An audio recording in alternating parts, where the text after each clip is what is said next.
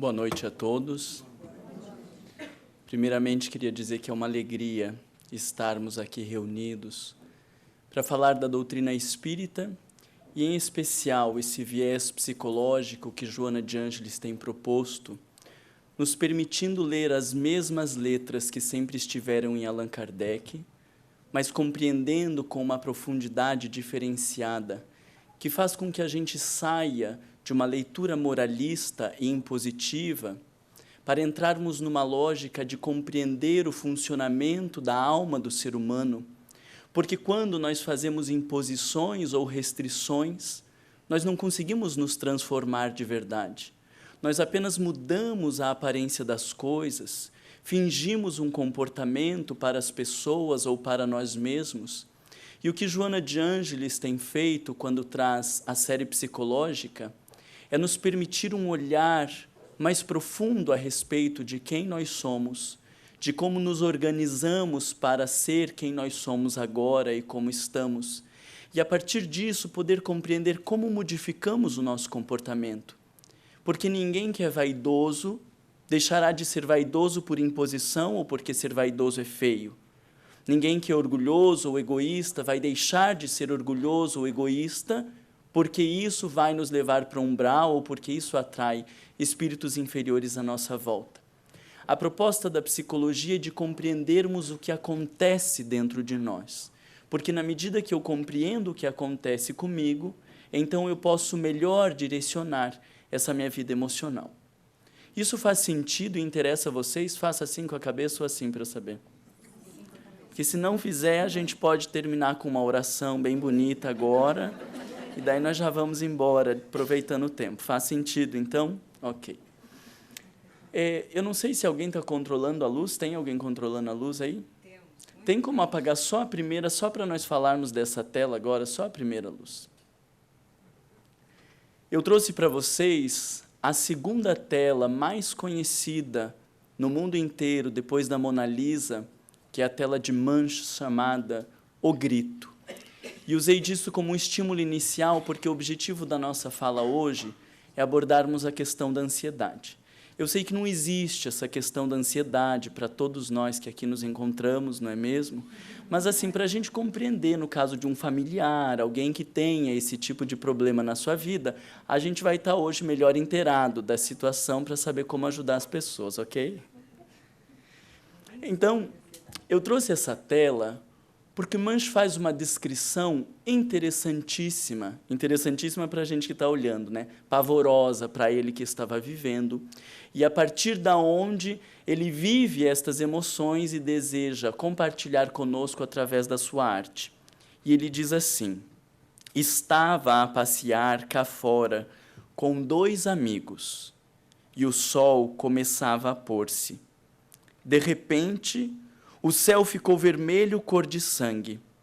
Parei, sentia-me exausto e apoiei-me a uma cerca. Havia sangue e línguas de fogo por cima dos fios azul escuro e da cidade. Os meus amigos continuaram a andar e eu fiquei ali, de pé, a tremer de medo, e senti um grito infindável a atravessar a natureza. Essa descrição que ele faz é o que nós conhecemos na psiquiatria como um episódio de pânico, ou, como poderíamos dizer, parte de um transtorno de ansiedade. Isso a gente poderia genericamente chamar de uma crise de ansiedade, onde o sujeito é tomado por elementos que fogem ao seu conhecimento.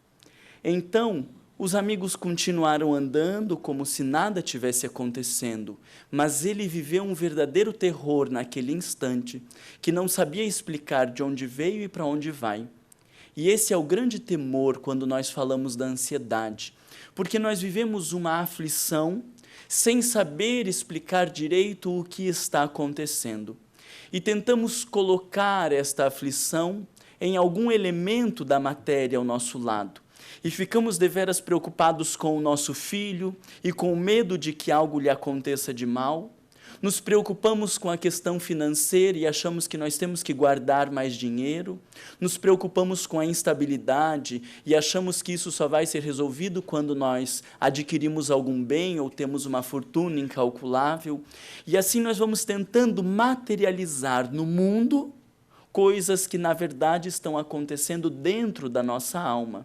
E como nós não sabemos o que acontece dentro de nós, então nós tentamos colocar em algum lugar. Mas o fato é que quando eu me preocupo com o meu filho, e ele me liga à meia-noite dizendo: pai, está tudo bem, não precisa se preocupar, como eu sou uma pessoa ansiosa, aquele telefonema não basta para mim. Porque se fosse essa preocupação pura e simples, quando ele me dissesse que está tudo bem, eu deitaria e dormiria. Mas como eu tenho uma questão com a ansiedade, então eu só me acalmo quando meu filho chega. Mas se ele chegar, dependendo de como chegar, dependendo do olhar, dependendo dos amigos, então eu fico à noite pensando no que pode ter acontecido e que o meu filho não estava me falando. Por que alguns estão rindo assim, se cutucando? Quando nós temos os problemas da ansiedade, nós achamos que temos que trabalhar mais e que eu preciso juntar mais dinheiro, que eu preciso guardar e que eu preciso trabalhar e que eu preciso pensar na minha aposentadoria e depois então que eu consigo acumular $1 milhão, que era a minha meta, a ansiedade não vai embora. Porque se fosse por conta daquilo, então quando eu chego àquela meta, agora eu seria a pessoa mais calma e tranquila. Mas a ansiedade não vai embora, e daí eu começo a pensar que se eu ficar 25 dias na UTI, porque daí o valor vai ser isso, então eu preciso guardar $2 milhões, e depois que eu guardo $2 milhões, o problema vai ser da saúde, vai ser disso ou daquilo, e nunca nós estaremos tranquilos. Porque a ansiedade revela algo que está acontecendo na nossa alma, e não na condição material e na vida física. E essa descrição que o artista faz é extraordinária, porque nos mostra que algum conflito se estabeleceu naquela alma, e que se manifesta através de uma crise, de um transtorno, mas que, de fato, está apenas a expressar uma condição da alma do sujeito. E aí eu pergunto a vocês, se a condição é da alma do indivíduo, como nós podemos querer resolver estas coisas com mudanças fora do próprio indivíduo? É possível? Não.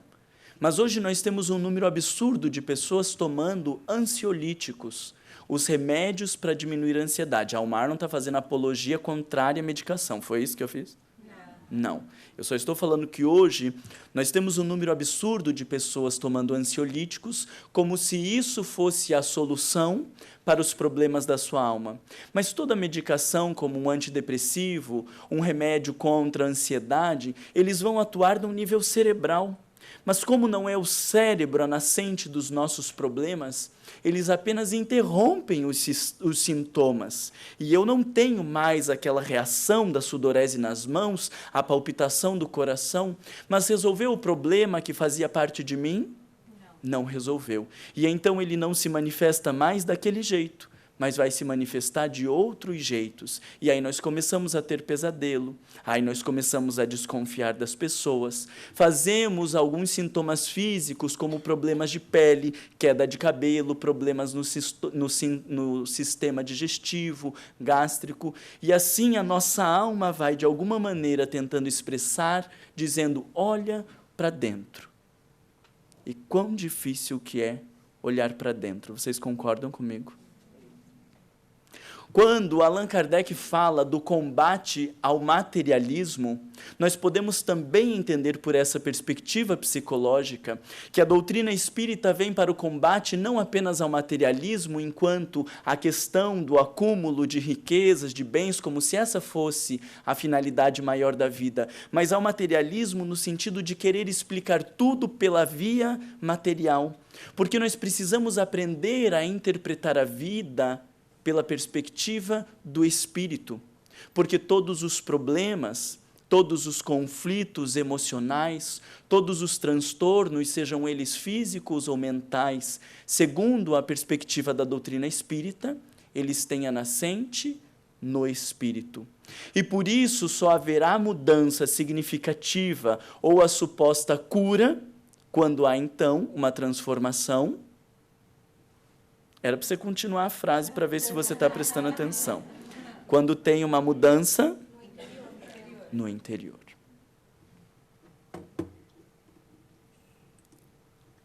A definição de ansiedade, segundo o dicionário, é de um grande mal-estar físico e psíquico. Aflição, agonia, falta de tranquilidade, desejo veemente e impaciente. E o interessante é que todos nós, na atualidade, em alguma instância, vivemos este mal-estar físico ou psíquico, alguns um pouco menor, outros um pouco maior. Mas a nossa sociedade tem dado diferentes nomes para estas coisas. E nós temos nos tornado cada vez mais hábeis em camuflar este mal-estar, esta aflição ou esta falta de tranquilidade que existe dentro de nós. Nós chamamos de estresse, talvez muitas aflições que sejam da dimensão interior, tentando justificar pela demanda do trabalho, tentando justificar pela falta de dinheiro, conflitos que são internos. E muitos de nós conseguimos camuflar estes conflitos e este mal-estar de uma maneira extremamente habilidosa. Deixa eu ver se vocês estão entendendo do que eu falo. Que alternativas nós temos hoje na sociedade para camuflar esse mal-estar que existe dentro de nós? Compras, mas eu juro que eu precisava. Eu conversando com uma amiga lá em Curitiba, ela tinha 100 pares de sapato. E ela jurava que ela precisava. Porque assim, o da tira preta é uma tira que vai assim um pouco mais grossinha e depois termina mais fininha. E ela não tinha nenhum com a tira fininha que termina mais grossinha, que daí pudesse combinar. E na loucura do sujeito, ele acredita que ele precisa. Mas muito das nossas compras, elas são na tentativa de camuflar os conflitos que estão dentro da nossa alma. E alguns vendedores, eu não sei como que funcionam os vendedores aqui, mas os vendedores no Brasil, eles sabem que nós usamos das compras para camuflar os nossos conflitos. E aí, quando aquela mulher chega aflita na loja de sapatos, ele diz, e aí, madame? E pronto, parece que todos os seus conflitos estão resolvidos. Porque você é uma princesa, você é uma madame. Então, quando você olha para o seu marido, que lhe desrespeita, que lhe traiu, e o vendedor diz, e aí, madame? Parece que está tudo resolvido dentro de você. E quando ele diz, você vai levar o vermelho ou vai levar o preto? E aí a gente diz, eu quero as duas camisas, dá uma sensação de poder, de quem faz, de quem acontece. Daí isso resolve todos os meus conflitos em relação ao trabalho, ao meu sentimento de inferioridade, aos problemas de impotência no relacionamento. E tudo isso a gente vai resolvendo de maneira maravilhosa, não é? Porque semana que vem, quando a aflição começar a surgir, a gente compra de novo. E no mês que vem, a gente vai ter um novo salário, e a gente compra de novo, não é assim que funciona? Que outra alternativa? Teve alguém ali que fez assim, né, o sinal da bebida. Porque a gente bebe, e a bebida é uma forma extraordinária de camuflar os nossos conflitos. Existe uma estatística super interessante a respeito da depressão e do alcoolismo, porque o dobro de mulheres deprime mais do que os homens. Então, para cada 2 mulheres, um homem deprime. E eu gosto de pensar que é porque a mulher é mais fraca da cabeça, não consegue lidar com os problemas da vida, aí qualquer coisa ela deprime. É ou não é? É?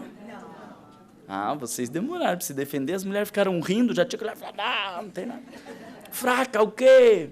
Porque o dobro de mulheres deprime. Mas em algumas cidades, o índice de alcoolismo é 10 vezes mais. Para cada uma mulher, 10 homens. Então é fácil da gente pensar que uma mulher, quando tem um conflito, ela foi traída pelo marido. O que ela faz primeiramente? Ou depois de um surto, de um ataque histérico, de uma briga, alguma coisa, ela vai ligar para uma amiga, ela vai procurar alguém, vai dizer, fulana, você não sabe o que aquele maldito fez, bem que você me falou e tal, e conversa. Agora, vocês imaginam um senhor de 50, 60 anos, que depois que ele descobre que ele foi traído, ele ligando para o melhor amigo dele, dizendo, fulano, estou precisando conversar, você não sabe o que aconteceu, você imagina fazendo isso? Não. O que ele faz? Vai para o bar beber. E aí depois que bebe, chora, aí aparece aquela parte chata, né, do oculista. Mas porque a bebida é uma forma de nós camuflarmos os conflitos que existem dentro de nós, assim como o cigarro, assim como o café, como a comida, né? Eu estou triste e aí a gente está lá chorando e procurando alguma coisa para comer. E aí o médico diz, isso é fome de quê?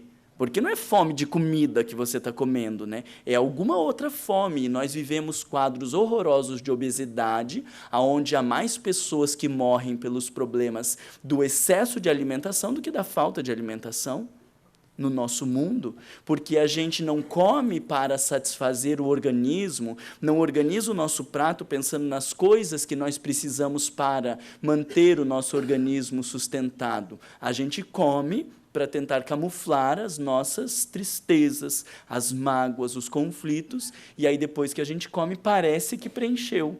Até que o negócio vai descendo, descendo, vai embora, e aí a gente tem que comer mais para tentar preencher tudo de volta. E vocês viram alguém dizendo assim, ó, porque eu estou pensando no chocolate, né, que a gente pega um pedacinho de chocolate e nunca consegue parar de comer enquanto aquela barra está ali. Mas vocês já viram alguém dizendo assim, meu Deus do céu, Marlon, eu tenho uma compulsão por alface. Enquanto eu não como o pé inteiro de alface, eu não paro. Eu tenho compulsão por maçã, eu não posso comprar aqueles pacotes de maçã, porque enquanto eu não como até a última, eu não paro. Por que não existe compulsão por maçã, ou compulsão por alface e tem por chocolate, ou pelas drogas químicas? Porque todas elas ativam no nosso cérebro um sistema de recompensa. Então, o conflito da alma está lá e nós buscamos meios frágeis, imediatistas, camuflados, para ativar um sistema de recompensa e dar a sensação de que está tudo bem. Ao invés de olharmos para dentro, nos depararmos com os nossos conflitos para buscarmos algo que fique tudo bem, então nós fazemos uma adulteração e tentamos deixar uma ideia de que está tudo bem, quando, na verdade, as coisas não estão bem. Que feio que a gente faz, né? Trouxe uma chargezinha para vocês. Tudo bem, ansiedade antes de uma separação é normal.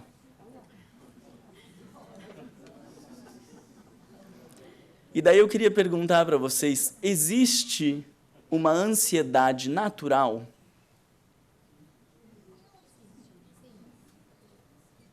A gente quer pensar que sim, né? Porque se for sim, ai que bom que nós estamos bem, né? A gente pode pensar, talvez, que exista algo normal que faz parte da norma. A gente pode pensar que existe uma ansiedade comum, porque muitos de nós somos ansiosos. E eu não sei, eu estou falando da camuflagem, e eu não sei quanto vocês têm consciência de que são ansiosos, porque quando eu camuflo, então eu não preciso me deparar com a minha ansiedade, né?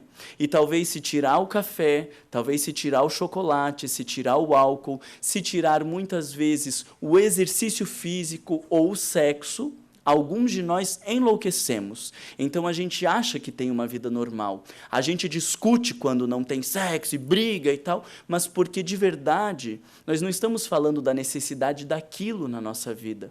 Nós estamos falando porque aquilo ativa os sistemas de recompensa que camuflam a minha vida. Então talvez muitas das pessoas que aqui se encontram acreditem que não são ansiosas porque têm conseguido camuflar a sua ansiedade de uma maneira que as coisas ficam imperceptíveis quando ainda encontram tudo sob o seu controle. Ruim eu ter falado isso, né? Vocês vão ficar com raiva de mim? É, vai, né? Mas tudo bem, não há problema. Joana de Ângeles, nós vamos usar então 2 livros. Para de ler que eu estou falando, olha aqui para mim. Nós vamos usar 2 livros da série psicológica. Vocês já ouviram falar em Joana de Ângeles? Pergunto assim.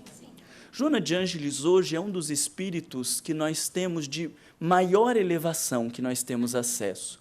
Ela teve a reencarnação como Joana de Cusa. Ao tempo de Jesus, ela já estava andando na linha.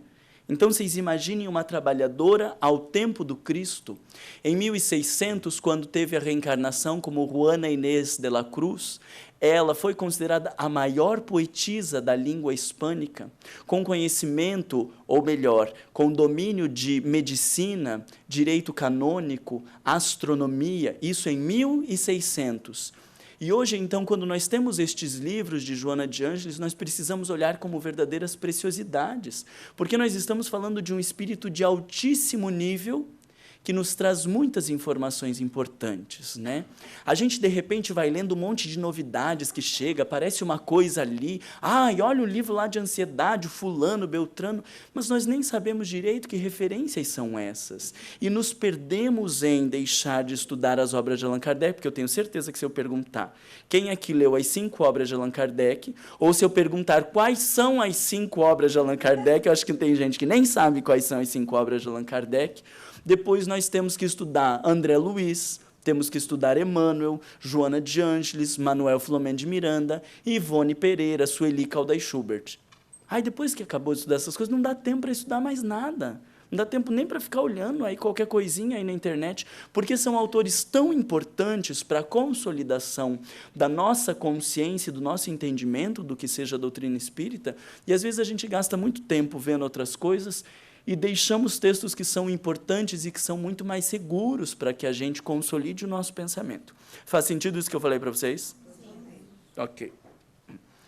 Joana de Ângeles diz assim: ao extrapolar para os distúrbios respiratórios, o colapso periférico, a sudorese, a perturbação gástrica, a insônia, o clima de ansiedade torna-se um estado patológico a caminho da somatização física em graves danos para a vida.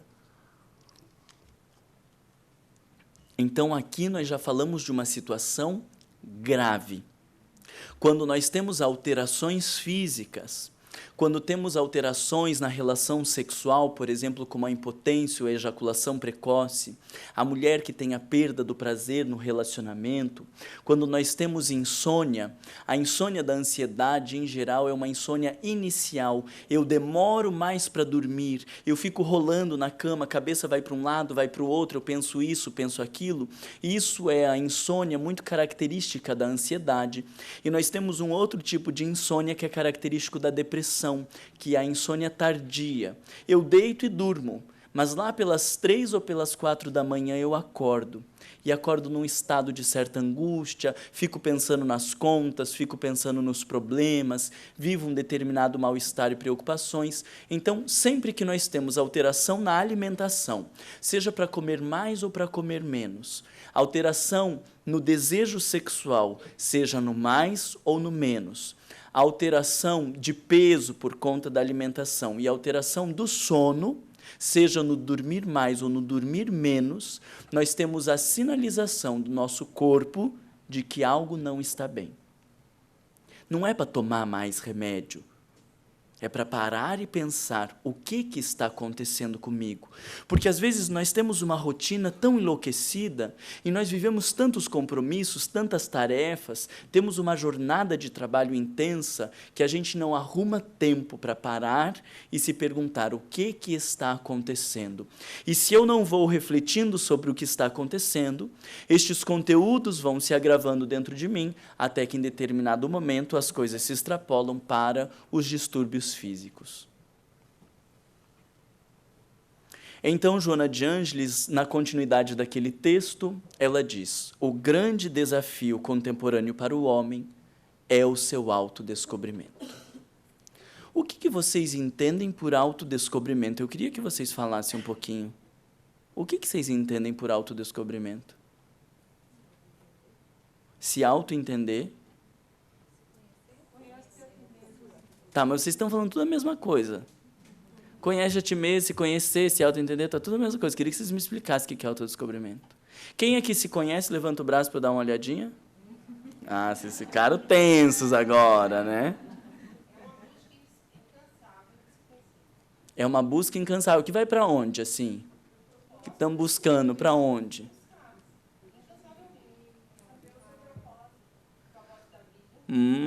Estamos melhorando. Buscar o propósito de vida. Propósito de si mesmo. Propósito de si mesmo, o que quer dizer? Do que eu estou fazendo aqui? O que você ia dizer? A gente tentar ser feliz. Tentar ser feliz vai ser consequência. Eu pergunto porque autodescobrimento é uma palavra muito utilizada, mas pouco compreendida. Se nós estamos falando de se autoconhecer, é porque eu não me conheço. Se eu não me conheço, como que eu não me conheço? Eu pergunto, quem que é você? Você vai dizer, eu não sei quem que eu sou. Não, eu digo, eu sou Marlon Reikdal, sou um psicólogo, sou brasileiro, e isso e aquilo, sou uma pessoa extrovertida. Nós não sabemos fazer uma definição a nosso próprio respeito? Quem é que não sabe fazer uma definição ao seu próprio respeito tem algum problema mental, alguma coisa grave. Porque a gente sabe dizer quem é. Você não imagina você olhar alguém na rua e dizer, quem é você? E aí ele dizer, eu não sei quem que eu sou. Meu Deus, a gente vai levar para onde essa pessoa, né? Nós sabemos quem nós somos, então que história é essa que vem dizendo que tem que se descobrir?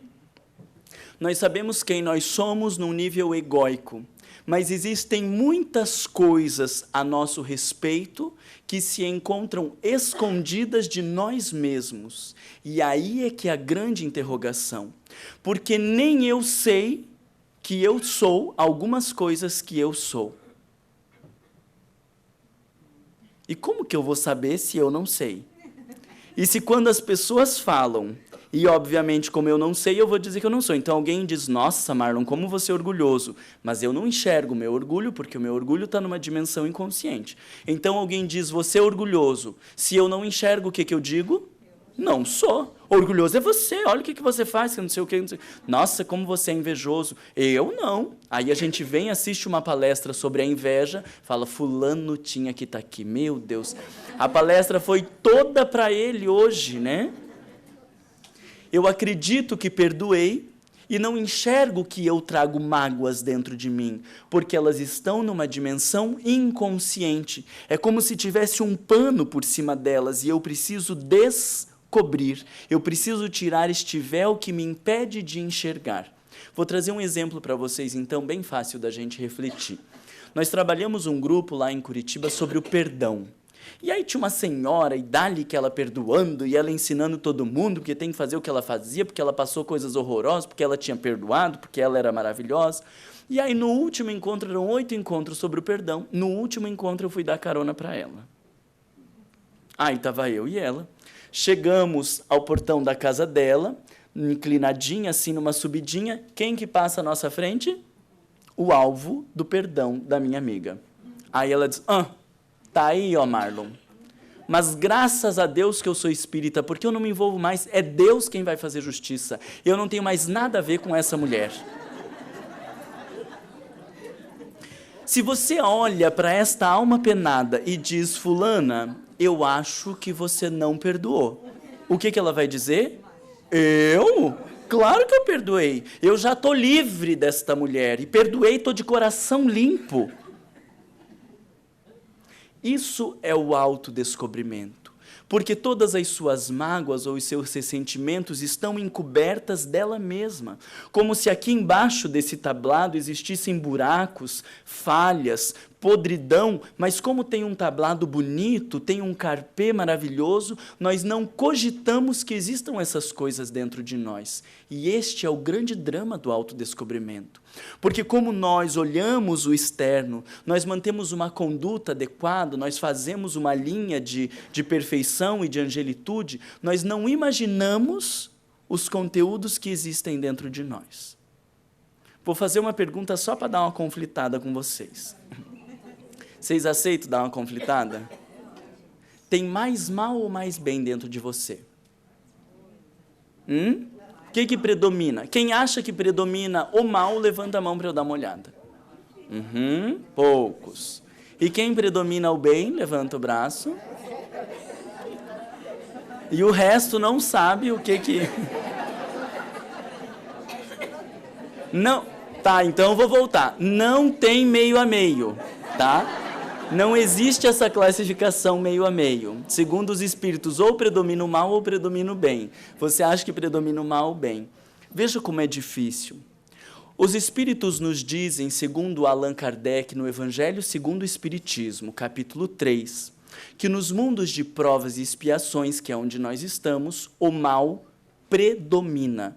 Quer dizer, existe mais mal do que bem. Nós estamos nos mundos de provas e expiações, num processo de transição para os mundos de regeneração. Os mundos de regeneração não têm uma classificação moral em si. Depois dos mundos de regeneração, vêm os mundos ditosos, aonde há o predomínio do bem. Então veja que nós estamos no predomínio do mal, numa transição para chegar um dia no predomínio do bem. Todos nós que estamos na Terra, em nós, com exceção dos missionários, teve alguns que mudaram a expressão, né? Tipo, o Marlon me descobriu que eu sou missionário. Não, você não é missionário. Definitivamente você não é missionário, eu não sou missionário, os missionários não estariam aqui, eles estariam fazendo boas ações de verdade pela humanidade, né? Mas então, pense que se a caracterização dos mundos de provas e expiações é o predomínio do mal, quer dizer que em nós o mal predomina. Mas quando nós olhamos para nós, tão bonitinhos, arrumados, perfumados, tratamos uns com os outros de irmãos daqui para lá e fazemos o nosso melhor, nós não enxergamos o mal que está dentro de nós. Mas porque Deus errou de nos colocar na terra, ou porque este mal está inconsciente e precisa ser descoberto, o que vocês acham? A mãe ama os seus filhos. Não ama? Toda mãe ama os seus filhos. Mas no dia que ele vai embora com aquela sirigaita e não vira as costas para dar tchau, o nosso amor falece. A gente diz, meu Deus, a gente faz tudo por um filho. E nunca para vir num final de semana para dar um oi para tudo que a gente faz, porque mostra que mesmo naquilo que parece de mais sublime chamado amor, está a presença do egoísmo que ainda predomina, porque nós fazemos, mas queremos reconhecimento, fazemos, mas queremos em troca, e aqueles que abdicam da troca imediata são mais interesseiros porque entenderam, segundo Jesus, que se você não receber na terra, você recebe aonde? No céu. Então é melhor ainda quando você diz, tudo bem que não tenha retorno agora, porque Deus há de me recompensar. O que mostra que somos extremamente ainda interesseiros. Então o problema é que nós temos estes conflitos, eles existem dentro de nós, mas eles estão numa dimensão inconsciente. E como é inconsciente, quer dizer eu não enxergo. Eu não consigo perceber o meu complexo de inferioridade. Eu não consigo perceber as minhas inseguranças, eu não consigo perceber o medo que eu tenho de ser abandonado, o quanto eu me acho inferior às pessoas. Eu não consigo identificar estes conflitos, porque eles estão numa dimensão inconsciente.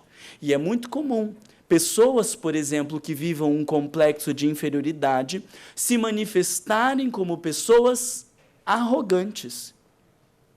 Eu sou, eu faço, eu aconteço. Porque quando o sujeito tem uma conduta arrogante, ele está, de alguma maneira, fugindo dos conflitos que existem dentro dele. E talvez num longo processo de autodescobrimento, ele consiga descobrir que por trás daquele sujeito que faz e que acontece, existe uma alma frágil que pede cuidado e que necessita de atenção. Não é conflituoso isso? Pensar que por trás das personas que nós mostramos para as pessoas, existem almas fragilizadas, inseguras, temos pendências emocionais, e talvez o que mais diferencia uns dos outros é a forma como nós lidamos com isso, porque alguns de nós são tomados pelas suas inseguranças, e outros de nós fazemos o que a psicologia chama de uma formação reativa, e mostramos o comportamento oposto aquilo que existe dentro de nós. Mas o que nós vamos esperar de um sujeito nos mundos de provas e expiações aonde predomina o mal? Nessa escala dos mundos, existem primeiramente, vocês lembram da escala dos mundos? Vocês estudaram a escala dos mundos? Primeiro nós temos os mundos primitivos, morada dos espíritos recém-criados por Deus, e depois, olha que coisa bonita, de 1 a 5 já vem a gente. Nos mundos de provas e expiações, aonde predomina o mal, os mundos de regeneração, que não há uma classificação moral em si, e nos mundos de regeneração, Santo Agostinho diz, o mal não perdeu completamente o seu reinado, depois vêm os mundos ditosos e, por fim, os mundos celestes, morada de espíritos puros. Por isso, Emmanuel nos diz que nós estamos mais próximos da animalidade do que da angelitude. E aí, o que nós esperamos de nós, seres humanos, ao reconhecer que somos espíritos inferiores, que estamos mais próximos da animalidade do que da angelitude? Não há que se esperar muita coisa. Mas o que eu quero trazer para vocês é o detalhe da ansiedade, porque a ansiedade surge não porque eu seja frágil ou inseguro.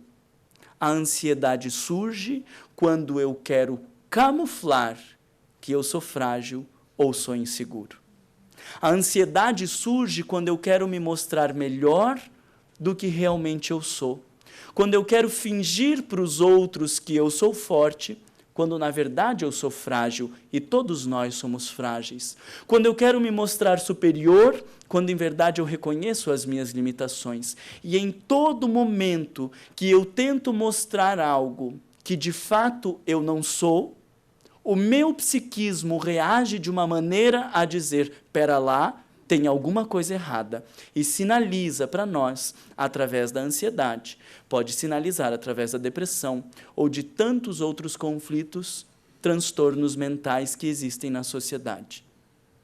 Esse raciocínio faz sentido para vocês? Que somos espíritos inferiores, somos almas com limitações morais, não conseguimos ainda viver de acordo com a lei de Deus. Mas na hora que eu aceito as minhas limitações, na hora que eu reconheço as minhas fragilidades, na hora que eu identifico o que eu tenho de potencial e também o que eu tenho de vicioso, eu consigo viver de maneira harmônica com tudo isso. Mas quando eu tento esconder o que eu verdadeiramente sou, reprimo esses conteúdos e jogo para o inconsciente não silencia e reflete como uma onda a dizer, calma lá, existe algo que não está bem, e vai manifestar com diferentes tipos de sintomas. Agora pergunto a vocês, há algo de pejorativo em reconhecer que somos espíritos inferiores, que em nós predomina o mal, que nós temos falhas, vícios e limitações morais? Isso nos torna piores? E por que a gente tem tanta dificuldade de reconhecer isso? Por que a gente lê um texto do orgulho, estamos num grupo, no Evangelho no lar, entre amigos, e nós não conseguimos falar do nosso orgulho, e sempre falamos do orgulho do outro ou do orgulho da sociedade? Por que quando a gente lê um texto sobre a vaidade, a gente não consegue falar? E isso eu não estou falando de vocês porque eu não os conheço, mas estou falando do ser humano porque somos iguais. E todos nós, quando lemos ou refletimos sobre os conflitos morais, nós temos dificuldade de falar de nós. E eu nunca participei de um evangelho no lar, onde o tema fosse sobre o egoísmo e o comentário das pessoas fosse de quão egoísta cada um daqueles que está no evangelho no lar é. Mas a proposta do evangelho no lar é isso, de que a gente se reconheça a partir do evangelho. E por que isso não é comum nas nossas vidas? Vou contar para vocês uma historinha de uma mulher que eu acompanhei durante vários anos, e ela sempre incriminava o marido no Evangelho no Lar.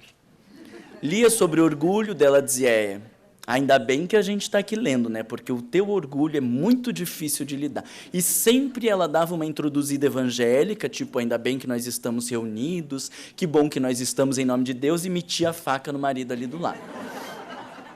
E aí, em algum momento, eu me senti na obrigação de defender aquele marido, e eu falei, olha, eu acho que seria mais adequado no Evangelho a gente falar cada um de si. Por exemplo, ó, daí falava um exemplo meu, o marido falava um exemplo dele e tal, e ela, no meio da história, conseguia sempre sair e não falar dela. Teve um dia que ela disse, Marlon, hoje você vai se orgulhar de mim. Hoje eu vou falar de mim em relação ao texto. O texto era sobre vaidade. Eu disse, glória a Deus que essa mulher vai falar dela. Aí ela disse, eu já fui muito vaidosa. Graças a Deus, hoje eu não sou mais, mas eu já fui muito vaidosa. Então, a única vez que ela conseguiu enxergar o tema do Evangelho era para ela falar de algo que ela já tinha superado. Gente, A gente brinca com isso, mas eu pergunto a vocês, de que adianta uma pessoa dessa frequentar 5 vezes por semana o centro espírita? Se todas as palestras e todos os estudos ela vai olhar para alguém lá fora. De que adianta ler e decorar o evangelho de ponta a ponta, se ele não tem efeito e não ecoa nas minhas questões morais? De que adianta Jesus Cristo ter vindo à Terra, se os seus ensinamentos não servirem para me fazer uma pessoa melhor? Isso é impossível. É impossível que haja transformação e toda a proposta da doutrina espírita se transforma em algo inócuo se nós não nos conhecemos, se não tivermos coragem de olhar para dentro de nós e lidar com os nossos conflitos. Aí eu trouxe uma imagem aqui, dessas que a gente tem no Facebook, que a gente compartilha no WhatsApp, mas que faz sentido, que eu gostei bastante, compartilho com vocês.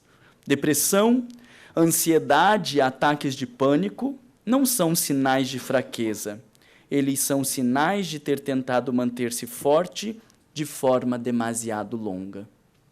E é muito comum, nas pessoas que fazem uma crise de pânico, ou nas pessoas que são tomadas por outros transtornos de ansiedade, como o transtorno obsessivo-compulsivo TOC, ou transtorno de ansiedade generalizada, ou outras fobias, nós encontrarmos ali um sujeito que quer se mostrar forte, o sujeito que dá conta, o sujeito que faz e que acontece.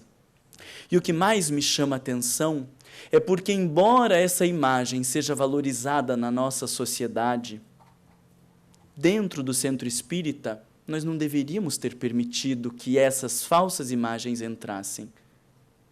E quando uma pessoa chega triste na casa espírita, ao invés de acolher e de dizer, você quer conversar, a nossa tendência é dizer, que cara é essa? Se anima, bota um sorriso no rosto, como se a pessoa tivesse que ser forte o tempo inteiro. E quando nós estamos no trabalho e falamos de uma dificuldade ou de uma limitação, nós temos até medo de falar e sermos mandados embora por causa disso. Mas dentro do centro espírita, nós somos uma família. Deveríamos nos tratar como irmãos, sem julgamentos, sem avaliações, aonde as pessoas se sintam à vontade para falar das suas dores. E eu já vi inúmeras pessoas que depois voltam ao centro depois de 2 ou 3 meses e diz, nossa, fulano, mas você tinha sumido. E a pessoa diz, eu não estava muito bem. Então, quando ela não estava bem, ela não veio ao centro espírita, esperou melhorar para depois voltar ao centro espírita.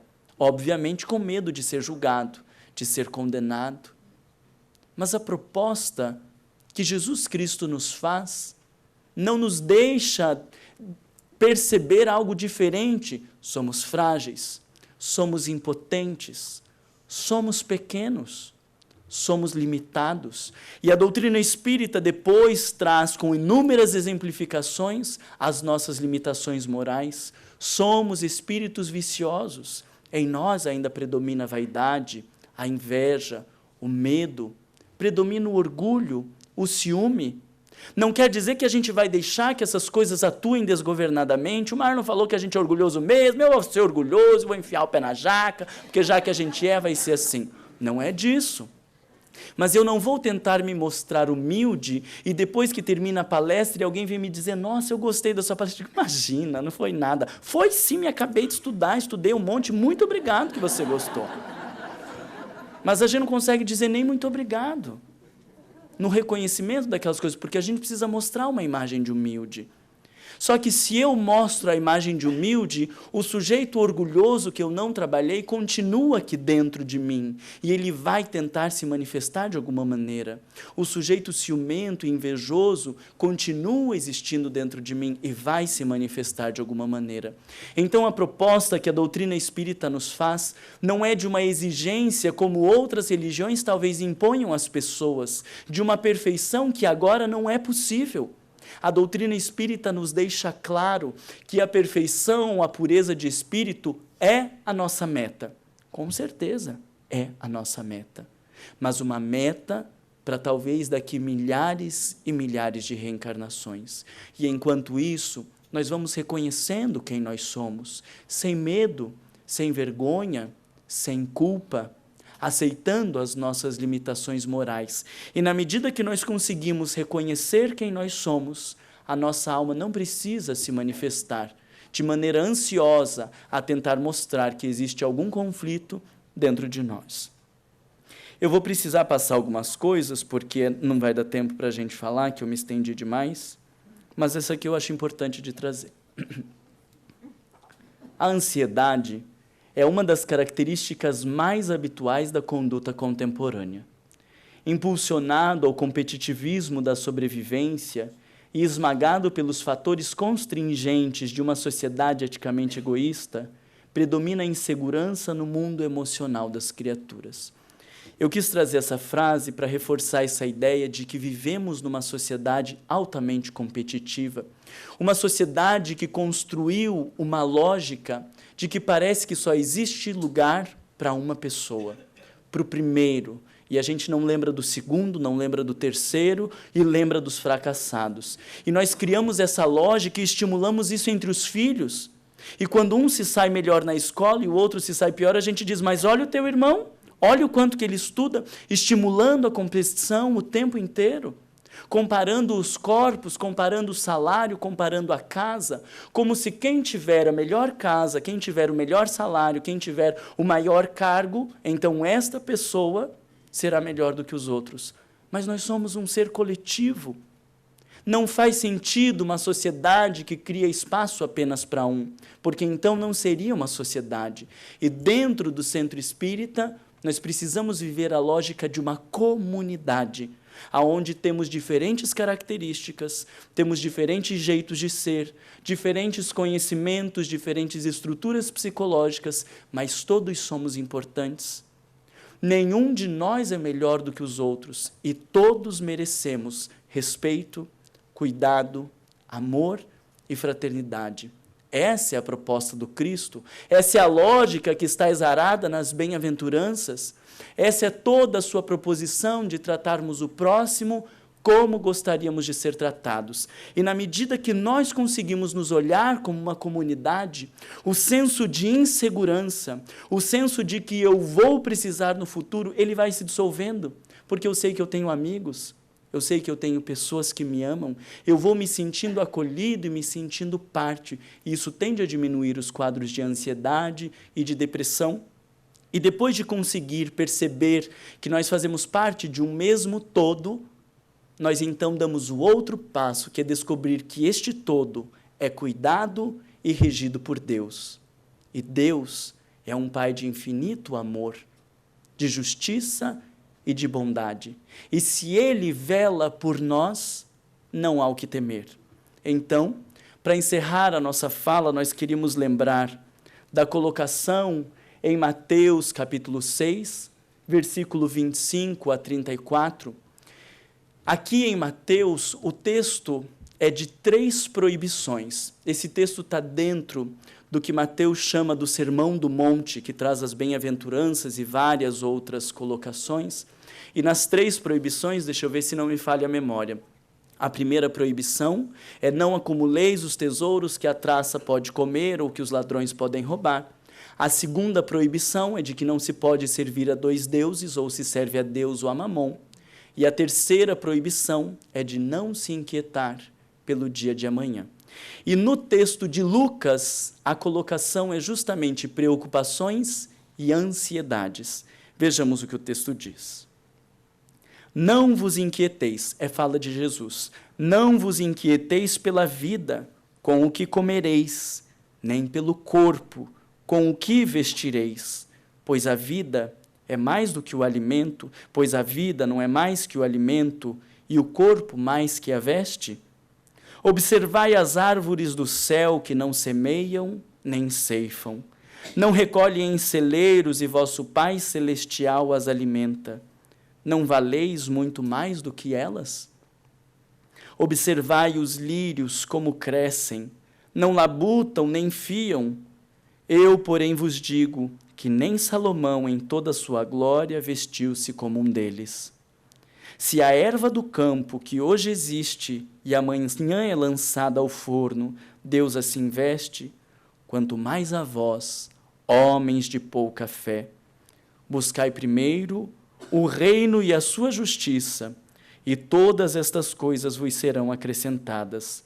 Portanto, não vos inquieteis com o amanhã, pois o amanhã se inquietará consigo mesmo. Basta a cada dia o seu mal. A proposta de Jesus é lúcida, porque ela não diz: não se preocupe que tudo vai acontecer, porque se eu não fizer a minha parte, nada vai acontecer. E se eu vivo a minha vida como um fanfarrão, eu termino na sarjeta como um fanfarrão. Mas a lógica que Jesus traz é de que as nossas preocupações não devem estar nas questões materiais. Devemos nos preocupar e nos inquietar, sim, mas não pelas questões materiais.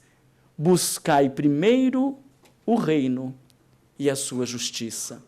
O texto de Mateus, o texto de Lucas diz: buscai o reino dos céus e tudo mais lhe será acrescentado. Esse é o combate ao materialismo, porque nós temos buscado primeiro a dimensão material, querendo uma segurança que a nossa alma não pode encontrar. A proposta de Jesus é de que busquemos primeiro a dimensão espiritual, a realização moral, a nossa transformação e realização como espíritos que somos numa breve passagem pelo corpo físico. E se formos capazes de buscarmos primeiro o reino dos céus, tudo mais nos será acrescentado. Basta crer.